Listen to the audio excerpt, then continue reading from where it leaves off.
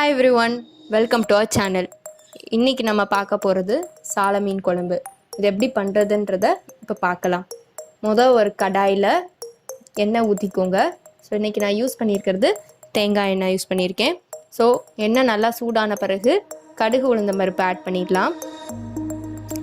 அடுத்து சின்ன வெங்காயம் ஒரு 10 அதை ஆட் பண்ணிடுவோம். அடுத்து ஜிஞ்சர், கார்லிக்கு, அப்புறம் க்ரீன் சில்லிஸ் இதெல்லாம் ஆட் பண்ண போகிறேன். இந்த ஜிஞ்சரும் கார்லிக்கும் சின்னதாக நறுக்கிக்கோங்க, 1 ஸ்பூன் கிட்ட அதை ஆட் பண்ணிடலாம். அதே மாதிரி க்ரீன் சில்லிஸ் பார்த்திங்கன்னா ஒரு 3 கிட்ட அதையும் ஆட் பண்ணிடுவோம். இது எல்லாத்தையும் நல்லா வதக்கிக்கோங்க. அப்புறம் தக்காளி, இன்றைக்கி நான் 2 தக்காளி எடுத்திருக்கேன், அதை ஆட் பண்ணிடலாம். தக்காளி நல்லா சாஃப்டாக மேஷ் ஏற வர வதக்கிக்கோங்க.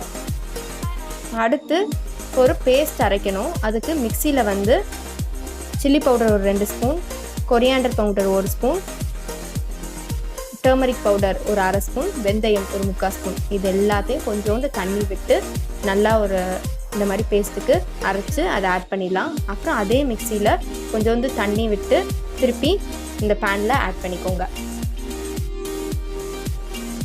அப்புறம் புளி தண்ணி ஆட் பண்ண போகிறோம். இப்போ புளி 1/2 டம்ளர் தண்ணியில் ஒரு 1/2 மணி நேரத்துக்கு முன்னக்கூட்டியே ஊற வச்சுக்கோங்க. ஸோ அதை ஆட் பண்ணிடலாம். அப்புறம் தேவையான அளவு உப்பு, கொஞ்சோண்டு கருவேப்பிலை, இது எல்லாத்தையும் ஆட் பண்ணி கொஞ்சம் நேரம் வேகட்டும்.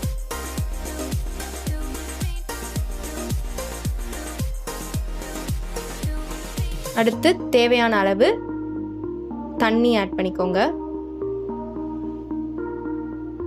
ஸோ இது ரொம்ப ஈஸியான ரெசிபி.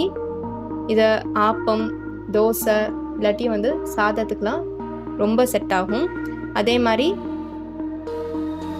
ஒன்ஸ் நல்லா பாயில் ஆன பிறகு குழம்பு நீங்கள் மீன் ஆட் பண்ண ஆரம்பிச்சிடலாம். மீன் ஆட் பண்ணிட்டு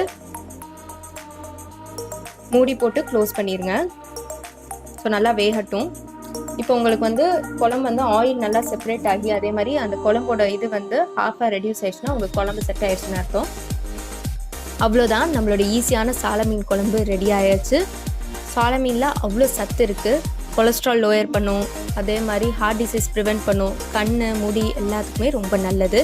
ஸோ இப்போ அடுப்பை ஆஃப் பண்ணிட்டு திருப்பி கொஞ்சம் நேரம் மூடி வச்சுக்கோங்க. ஸோ தட் அந்த குழம்பு நல்லா செட் ஆகிறதுக்கு.